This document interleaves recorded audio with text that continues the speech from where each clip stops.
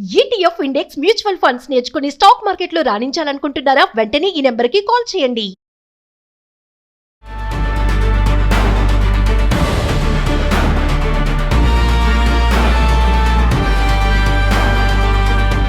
నమస్తే, welcome to Suman TV. Present మనతో పాటు ఉన్నారు ఎనలిస్ట్ మందరి కృష్ణారెడ్డి గారు. నమస్తే సార్. నమస్తే అమ్మా.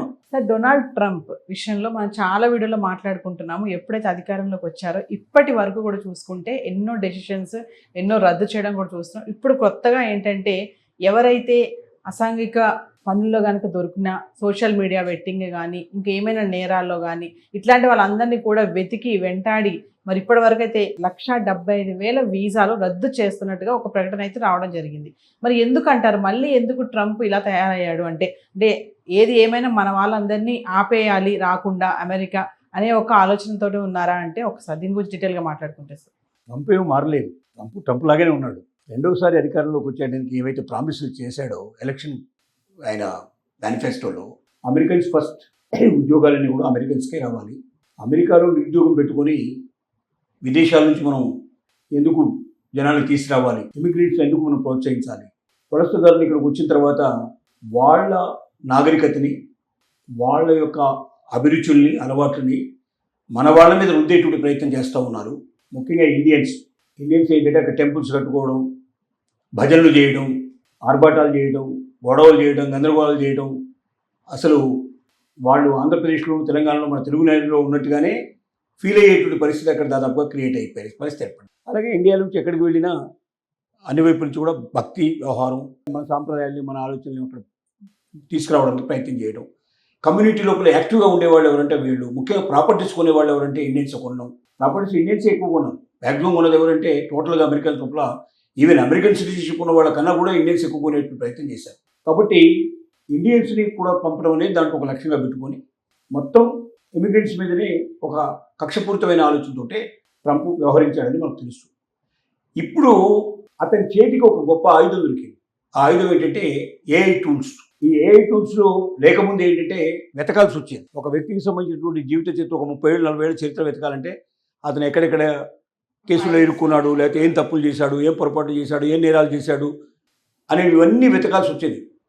అలాగే అతను ఏదైనా అమెరికాకు వ్యతిరేకంగా ఏమైనా ప్రచారం చేశాడా, లేక అమెరికాకు వ్యతిరేకంగా ఉండే దేశాలతో ఏమైనా చేయగలిపే ప్రయత్నం చేశాడా, ఏదైనా సరే తెలుసుకోవాలంటే అంటే వ్యక్తుల మీద కొన్ని తప్పులు చూపించి అతను పంపించాలి. ఇప్పుడు అమెరికాలో నివసిస్తున్నటువంటి ఇమిగ్రెంట్స్ని బయటికి పంపించాలంటే కారణం బలంగా లేకపోతే వాడు కోర్టుకు వెళ్ళే అవకాశం ఉంది, లేకపోతే బ్లేమ్ అయ్యే అవకాశం ఉంది. కాబట్టి ఆ బ్లేమ్ నుంచి బయటపడాలంటే ఏం చేయాలి? ఖచ్చితంగా సరైన కారణం వెతకాలి. ఆ కారణం వెతకడానికి గతం లోపల మాన్యువల్ సిస్టంలో వెతకడానికి చాలా కష్టమైపోయింది. ఐటీ టూల్స్లో కూడా అంత పెద్దగా ఉపయోగం లేదు. ఇప్పుడు ఏఐ టూల్స్ వచ్చిన తర్వాత ఏమైందంటే ఒక్కసారి ఆ వీసా డీటెయిల్స్ ఏవైతే ఉన్నాయో అవి దాంట్లోకి ఎంటర్ చేస్తే ఏఐ టూల్ ఎంతగా వెతుకుతుందంటే టోటల్గా అన్ని రకాలైనటువంటి టోటల్ చరిత్రనే 30-40 ఏళ్ల చరిత్ర జల్లెడపడుతుంది.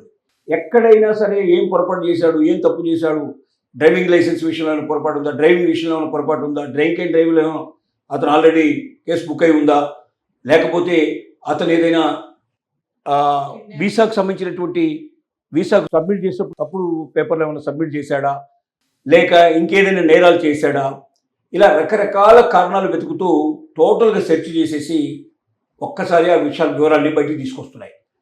తనకి కావాల్సింది కూడా అదే. 1, 2, 3 నేరాలు చూపించాలి, ఆ నేరాల మీద వాళ్ళ ఒక దేశం నుంచి పంపించేసేయాలి. దానికి పదునైనటువంటి ఒక బలమైనటువంటి ఆయుధం ఏఐ టూల్స్. ఏఐ టూల్స్ వచ్చిన తర్వాత దాని మీద వాళ్ళు దాదాపు 1,75,000 మందిని ఇమిగ్రెంట్స్ని రికగ్నైజ్ చేశారు. వీటిలో ముఖ్యంగా ఆఫ్రికన్ కంట్రీస్ వాళ్ళు పక్కపక్కన ఉండేవాళ్ళు చాలా ఎక్కువ మంది ఉన్నారు. వాళ్ళు కూడా కొంతమంది ఉన్నారు. వాళ్ళని కూడా ఇప్పుడు డైరెక్ట్గా తీయడమే కాకుండా ఆ దేశాల నుంచి రాకుండా కూడా ఒక రకంగా ఆపేయడానికి కూడా ప్రయత్నాలు జరుగుతూ ఉన్నాయి. ఏది ఏమైనప్పటికీ ఇక అమెరికా లోపల ఇమిగ్రెంట్స్ ఉండడం చాలా కష్టం. ఈ 1,75,000 మంది ఒకేసారి బయటికి రావడం అంటే మామూలు విషయం కాదు. ఇక పైన వెళ్ళాలనుకునే వాళ్ళు ఎవరైనా సరే 1-10 సార్లు ఆలోచించుకోవాల్సిన పరిస్థితులు ఏర్పడ్డాయి. ఇది ఒక్కటే కాకుండా స్టూడెంట్ వీసాలను కూడా 4 yearsకే పరిమితం చేయడం, తర్వాత ఆఫ్టర్ ట్రైనింగ్ ఏదైతే ఉందో దాని మీద కూడా గడువు పెట్టడం, దాని అది కూడా సులభంగా కాకుండా దానికి అమౌంట్ పెంచడం, ఇలాంటి రకరకాల పద్ధతుల్లో ఏదో ఒక రూపం లోపల అటు స్టూడెంట్ వీసా ఇవ్వడానికి కానీ, ఇటు లేకపోతే మిగతా H1B వీసాలు కానీ, L1 వీసాలు కానీ, ఈవెన్ ఇట్లా ఈ రకమైన ఏ రకమైన వీసాలు కూడా రాకుండా చేయడానికి మ్యాక్సిమం ప్రయత్నాలు జరుగుతూ ఉన్నాయి. ఈ ప్రయత్నంలో కృతకృత్యుడు అయ్యాడు ఒక రకంగా అని చెప్పుకోవచ్చు. ఎందుకంటే ఇప్పటికే కొన్ని లక్షల మంది వదిలిపెట్టి బయటకు వచ్చేసారు, అమెరికా వదిలిపెట్టి బయటకు వచ్చారు. ఇంకా కొన్ని లక్షల మంది బయటకు పంపించే ప్రయత్నం చేస్తున్నాడు. అతని ఉద్దేశం ఏంటంటే ప్రతి జాబు అమెరికన్స్కి దక్కాలి. ముఖ్యంగా హైయెస్ట్ పోస్టులు ఏవైతే ఉన్నాయో, అంటే హైలీ ఇంటెలిజెన్స్ సంబంధించినవి ఏవైతే ఉన్నాయో, మేధావులు అనేటువంటి వాళ్ళు అమెరికాలో ఉన్నటువంటి మేధావులు సరిపోని, ఆ మేధస్సు సరిపోయినటువంటి పదవులకు మాత్రమే, అలాంటి పోస్టులకు మాత్రమే బయట నుంచి తీసుకురావాలి. లేదా డబ్బున్న వాడు ఎవరైనా వచ్చి ఇక్కడ పెట్టుబడి పెట్టి వాళ్ళు ఉద్యోగాలు క్రియేట్ చేసేటువంటి క్యాపబిలిటీ ఉండేటువంటి వాళ్ళు ఎవరున్నారో వాళ్ళని మాత్రమే మనం ఆహ్వానించాలి తప్ప అమెరికాకు వచ్చి ఇక్కడ పనిచేసి ఇక్కడ డబ్బులు సంపాదించి వాళ్ళ దేశానికి పంపించేవాడు నాకు అక్కర్లేదు. ఇదే స్లోగా అతను పెట్టుకున్నాడు. కాబట్టి అలా ఏవైతే పోస్టులు ఉన్నాయో ఆ పోస్టులో ఉండే వాళ్ళందరినీ సెట్ చేస్తున్నాడు. అదే హైయెస్ట్ పోస్ట్ లోపల ఉన్నటువంటి మేధావుల్ని సెట్ చేయడం జరగట్లేదు. ఒక్క వీసాను కూడా ఇప్పటిదాకా క్యాన్సిల్ చేయలేదు. ఏదైతే హైలీ ఇంటెలెక్చువల్స్ ఎవరైతే ఉన్నారో అలాంటి పోస్టులు ఏవైతే ఉంటాయో, అంటే అమెరికాలో దొరకని పోస్టులు ఏవైతే ఉన్నాయో అలాంటి పర్సన్స్ దొరకనటువంటి పోస్టులు, ఆ పోస్టులు మాత్రం ఇంతవరకు ఒక్కరిని కూడా ఎవరిని కూడా బయటికి పంపించలేదు. వాళ్ళకి ఏ నేరాలు లేవా లేకపోతే ఇంకో రకమైన విషయాలు లేవా అని చెప్తే లేవని చెప్పడానికి వీలు లేదు. కానీ తనకు వాళ్ళ అవసరం ఉంది. తనకు అవసరం ఉన్నటువంటి వాళ్ళ మీద నేర చరిత్రలు ఉన్నా లేకపోతే మరొక రకమైనటువంటి ప్రాబ్లమ్స్ ఉన్నా ఏం చేయదు. అంటే ఖచ్చితంగా ట్రంప్కు తెలుసు ఎవరు తనకు అవసరం, ఎవరు తనకు అవసరం లేదని. అలా అవసరం లేనటువంటి వాళ్ళని గుర్తించి బయటకు పంపించడం లక్ష్యంగా ఏ టూల్స్ కూడా తోడు కావడం వల్ల ఇప్పుడు అతని కన్నా కళ్ళు ఏవైతే ఉన్నాయో నిజమయ్యే పరిస్థితి ఏర్పడుతుంది. మ్యాక్సిమం నెంబర్ ఆఫ్ ఇప్పుడు ఈ 1,75,000 ఒక తొలి విడతగా బయటకు పంపిస్తున్నారు. ఇలాగే లక్షల మంది ఇక బయటకు వెళ్ళడానికి జరుగుతూ ఉంటుంది. కొంతమంది ఇట్లా ఏరేసుకుంటూ వెళ్తారు. అందరిని ఒకేసారి చేయడం కష్టం కాబట్టి కొంతమందిని వెతుక్కుంటూ పోతున్నాడు. అలా వెతికి ఎక్కడున్నా సరే ఇమిగ్రెంట్స్ని పట్టుకొని బయటికి పంపించడమే లక్ష్యంగా ట్రంప్ చేస్తున్నటువంటి పని. ఇంకా అతని టైం కూడా ఉంది. అమెరికాలో ఇంకా అతను కొంతకాలం ఉండాల్సి ఉంది కాబట్టి డెఫినెట్గా అందరినీ ఏరి బయటికి పంపించేదాకా నిద్రపోడేమో అని అనిపిస్తోంది ఇప్పుడున్న పరిస్థితులు. అంటే సార్ అసలు ట్రంప్కి డైరెక్ట్గా వీసా రద్దు చేసే అధికారం ఉందంటారు? అసలు డైరెక్ట్గా లేదు. ఎట్లుంటుందంటే నేరాలు చేసిన వాళ్ళు, ఘోరాలు చేసిన వాళ్ళు, లేక అమెరికాకు వ్యతిరేకంగా పోస్టులు పెట్టిన వాళ్ళు కానీ, అమెరికా శత్రు దేశాలతో చేతులు కలపడానికి ప్రయత్నం చేసిన వాళ్ళు కానీ, అంటే నేర ప్రవృత్తి కలిగిన వ్యక్తుల్ని మాత్రం అమెరికాలోకి రాకుండా ఉండాలని అక్కడ చట్టం చెప్తోంది. కాబట్టి ఆ చట్ట ప్రకారమే ఇప్పుడు తెలివిగా ఏం చేస్తుంటే ఇంతకుముందు తనకు తోచిందల్లా చట్ట రూపంలో తీసుకొచ్చే ప్రయత్నం చేసేవాడు, ఆర్డినెన్స్ రూపంలో తీసుకొచ్చే ప్రయత్నం చేసేవాడు. అవి కోర్టుల ముందర పోయి వీగిపోయినాయి. కోర్టులన్నీ అతనికి వ్యతిరేకంగా వాటికి తీర్పులు చెప్పాయి.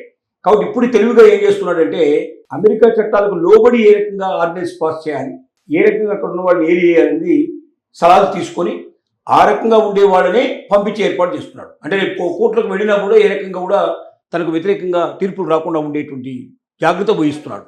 అంటే ఆవేశాన్ని తగ్గించుకొని కొంచెం ఆలోచనలో పడ్డాడు. దాని ఫలితంగా ఇప్పుడున్న పరిస్థితులు ఇవి కంటిన్యూ అవుతున్నాయి. Thank you.